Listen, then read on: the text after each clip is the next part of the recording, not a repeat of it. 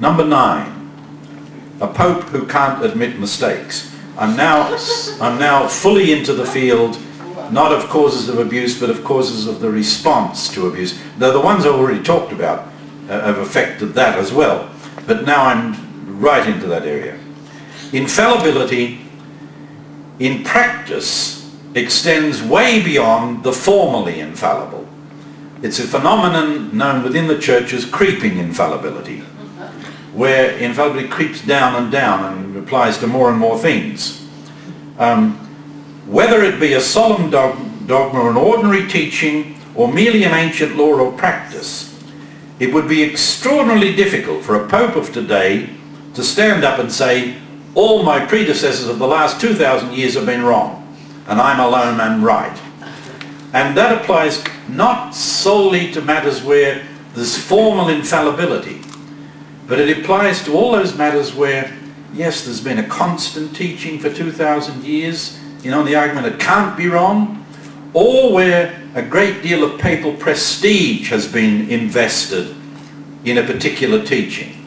And it goes way beyond teachings. For example, celibacy is a law. That's all it is. And everybody knows that. But it would take a really courageous pope to say, look, they might all have been wrong, so I'm going to put it on the table for discussion. That would take enormous courage. Then number 10 is loyalty to a silent pope. For much of the problem within the Catholic Church, if you're going to blame one person, it's unfair to put all the blame on one person, but the one person more than any other you have to blame would be Pope John Paul II, who was Pope for 26 years, you know, for much of the story of abuse coming to light.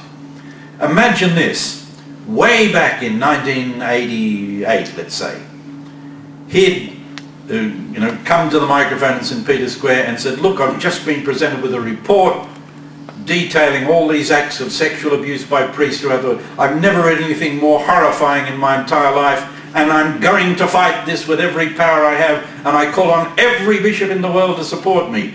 We are going to reach out to victims. We will not worry about the name of the church. If he'd said all that back in 1988, how different things might have been. See, bishops take an oath of loyalty to the Pope. Not God, by the way, not the Church, the Pope. And they're very loyal to that.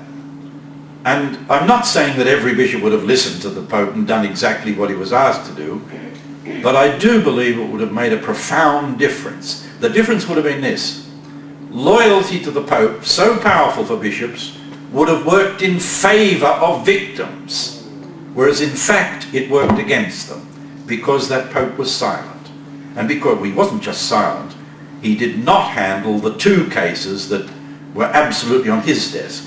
The Cardinal Archbishop of Vienna of the time, and then the leader of the Legionaries of Christ, the infamous Maciel del Golado. With authority goes responsibility. And he many times claimed the power, the authority. He has to admit the responsibility.